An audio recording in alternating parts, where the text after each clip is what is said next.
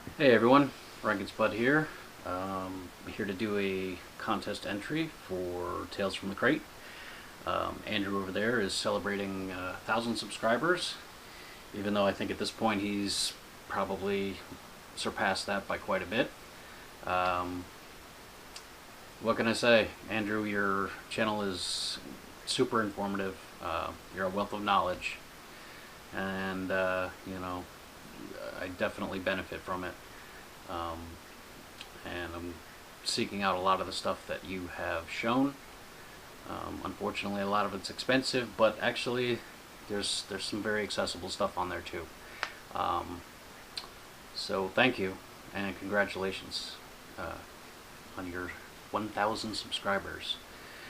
All right, I'm gonna try to get this thing going, make it kind of quick.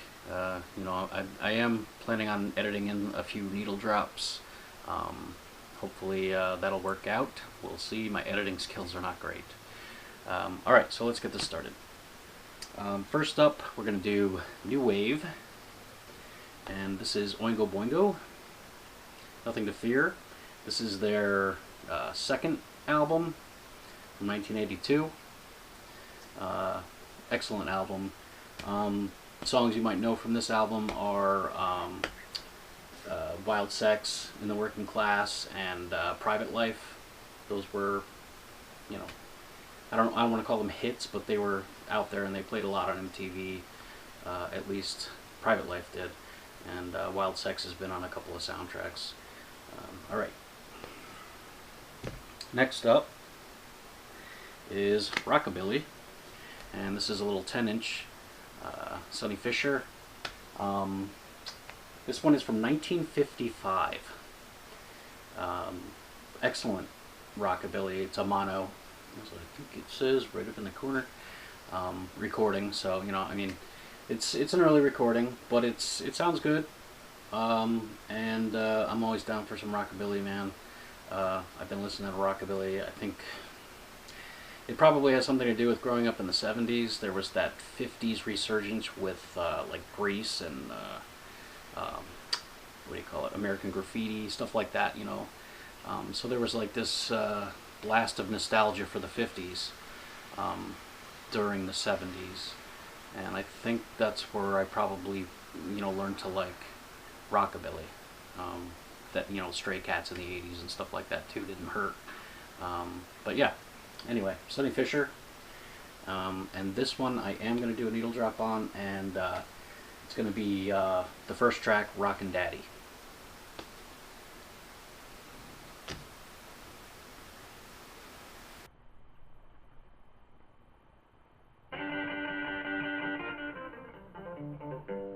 Well, I'm gonna get me some rockin' shoes, and I'm gonna rock away all the blues. I'm a rockin' daddy.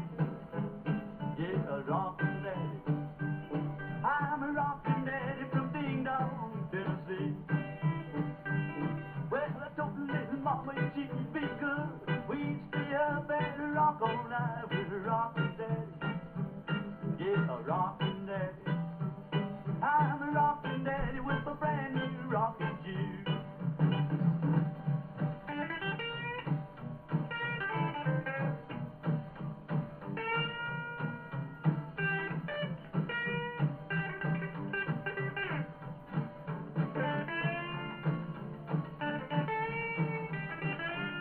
Well, I told little mama she'd hold me tight. We'd stay up and rock all night. I'm a rockin' daddy. Yeah, a rockin' daddy. I'm a rockin' daddy from Ding Dong, Tennessee. Alright, next up is Punk. This one is from 1994, Prairie Home Invasion, by Jello Biafra and Mojo Nixon and the Toadlickers. This one is pretty cool, and speaking of rockabilly, there's some stuff on here that's kind of rockabilly-esque. This one cover's kind of beat. It's got a cutout, and it's got some labels stuck to it. This was, I guess some guy at the flea market was selling a bunch of stuff he got from some college radio station or something like that, because there was a bunch of stuff that had labels all over it and stuff like that. But the vinyl's great, so that's all that matters. Alright, punk. And next is krautrock. This is Harmonia. This one is from 1974. Harmonia was a three-piece featuring the two guys from Cluster and one of the guys from Neu! This stuff is really good. This was very inspiring to Brian Eno. So if you're into Brian Eno and you're not that familiar with Harmonia, check out Harmonia. He loved it. This album, he loved it quite a bit, and I don't blame him. It's awesome. I'm a big fan of Neu! I have a couple of their albums. Cluster, I don't have any of their stuff, but I do like it quite a bit. So, yes, krautrock. And this is Harmonia.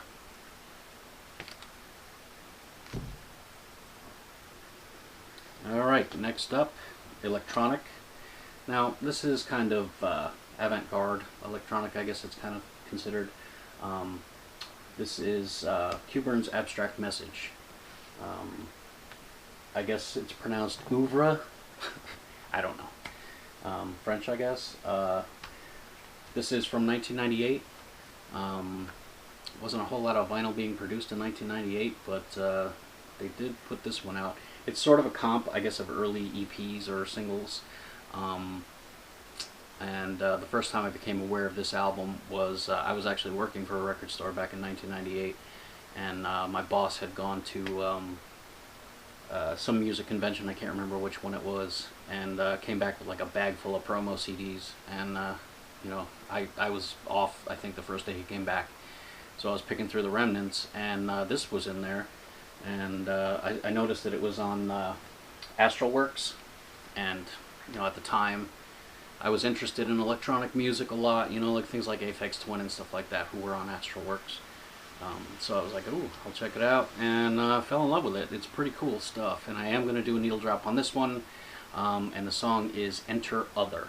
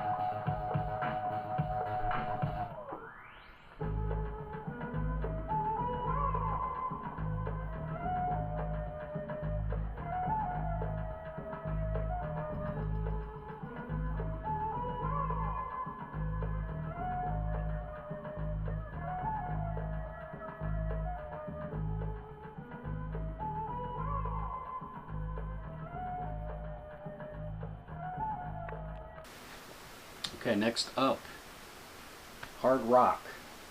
Now these guys fall into a bunch of different genres, and it depends on the album, actually. Their previous three albums to this would probably be considered stoner rock, and this could fall into that category as well, but I'd say it's more of a hard rock album, and it actually does have some punk leanings. In fact, they do a Misfits cover on here. They do a cover of We Bite. I think it's on like the third side. This is a double album with only 3 sides of music. 2002. I don't know if I said that. These guys are pretty fun. I like them a lot. This is the only record I have of theirs, and it's a reissue.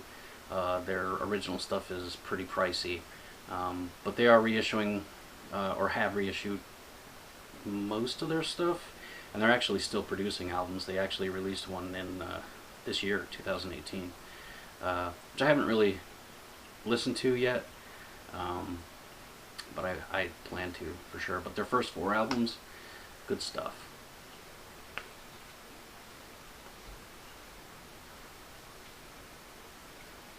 Alright, next up is Psych, and I was going to pick some older stuff, you know, of the period, but I decided to go with this instead. This is the Black Angels, their first album called Passover. This is from 2006, and they are currently producing. Their latest album is from 2017. This one I am going to do a needle drop on, and it's going to be the song Young Men Dead. What else about these guys? I don't know, I like them a lot. I think I have almost everything. I think I'm missing one of their albums, and everything else I have. But yeah, it's Nouveau Psych. Excellent. If you're not familiar, I definitely suggest you check them out, especially if you're into, like, you know, psych, garagey psych.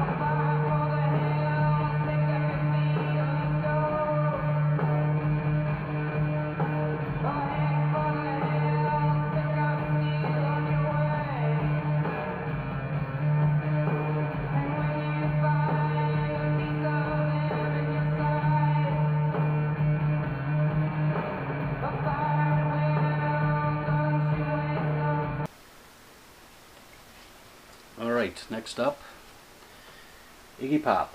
Now, you're probably thinking, hey, you already did punk. Or maybe you're not. Maybe you're familiar with this album. I know a lot of people kind of passed this one over. I think that's a mistake. This I'm going to put into the glam category, because to me, this album sounds like good old Detroit glam rock. This album was recorded in 1975 and basically shelved until 1977 because nobody wanted any part of it. It wasn't the Stooges, and they weren't taking a chance on Iggy Pop at the time because they actually had to let him out of rehab to record this album. So, you know, it wasn't the safest bet, and they didn't know, you know, how well this was going to go over with the general public. I think one of the problems was the first 2 tracks on this album. At least for me, I'm not a huge fan of them. I don't know, there's something kind of schlocky. I don't know. It kind of reminds me of, like, Kiss, the first song, anyway, or something like that. And, you know, I'm not putting down Kiss, but that's, you know, Iggy Pop fans aren't going to buy or the Stooges fans, I should say, are going to buy a record that sounds kind of like Kiss. So, I think once you get past the first 2 tracks on this album, it's a really, really, really good album. I really enjoy it a lot. And the closest category I can put it into, I would say, is glam rock. But I like it a lot. I'm not going to do a needle drop because I'm sure I get a strike on this one.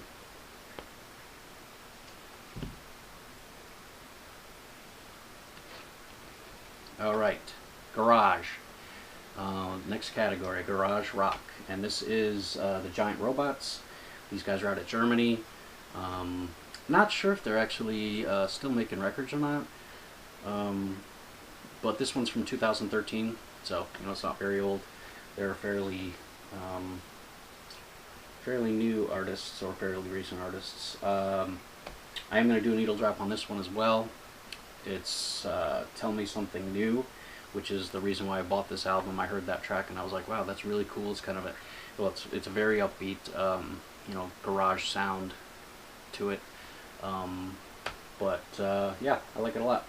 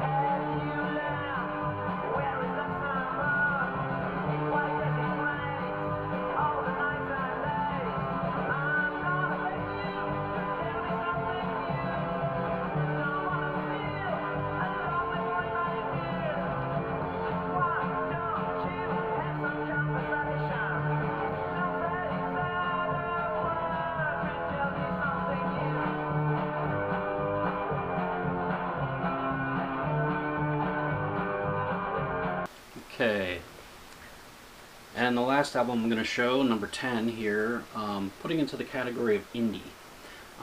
This one has been shoved into a few different categories, garage rock or psych rock, you know, but I'm going to put it in the indie category because this one's about as independent as you can get. And I hope you can see this because it still has the shrink on it. I hope it's not a big glare on the front of it.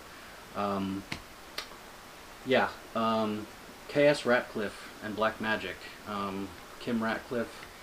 These, if you believe the hype sticker, these are high school kids doing this, basically recording it on their own and producing it on their own. And, you know, that's what it sounds like, but the music itself is really good. And if, you know, the hype stickers talking about them like they're just, you know, some guys isolated in Kentucky with no influences and blah blah blah, sort of. I don't know if I believe that. I mean, they must have been influenced by somebody. You know, I mean, yeah, it was Kentucky and it was 1982, but, you know, that's not the planet Pluto, which isn't even a planet anymore, but you know what I'm saying. So, you know, I think they must have heard this, that, and the other thing, but still, for a about as independent as you can get release, really good stuff. I enjoy this quite a bit. You know, I mean, they're not the greatest musicians in the world, but they're high school kids. You know, the singer, I guess that's Kim Ratcliffe, K.S. Ratcliffe. Not a great singer, but if you can get past that stuff, there's some gems on this, and I really enjoy it. I think if you're into the more raw side of you know, rock, this is probably a good place to check out, a good album to check out. I am going to do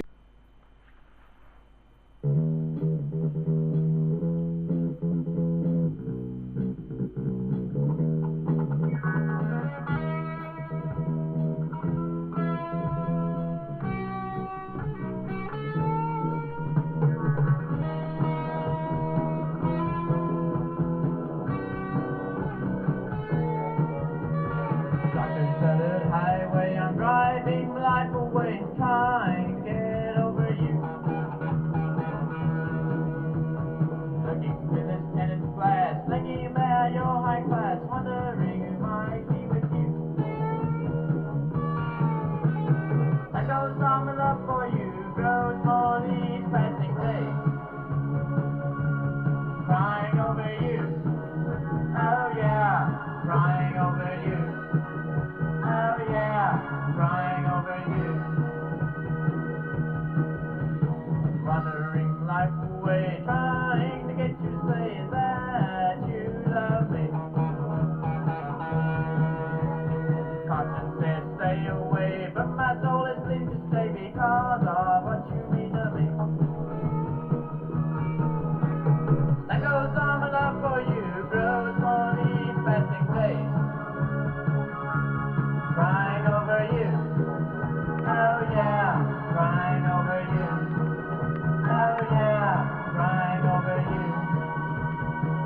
Alright, well, that's it.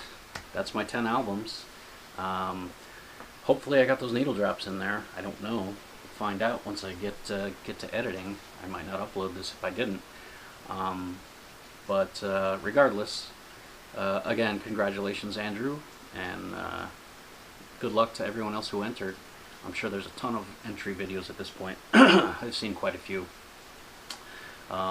And like I said in the comment when you released this video, you know, sure, I'd like to win the prize, but if I don't, it doesn't really matter. I just really want to see what's in it, because I watched the videos for your last couple of contests, and wow. That's all I can say is wow. But yeah, congrats, and I'll see everybody later. Bye-bye.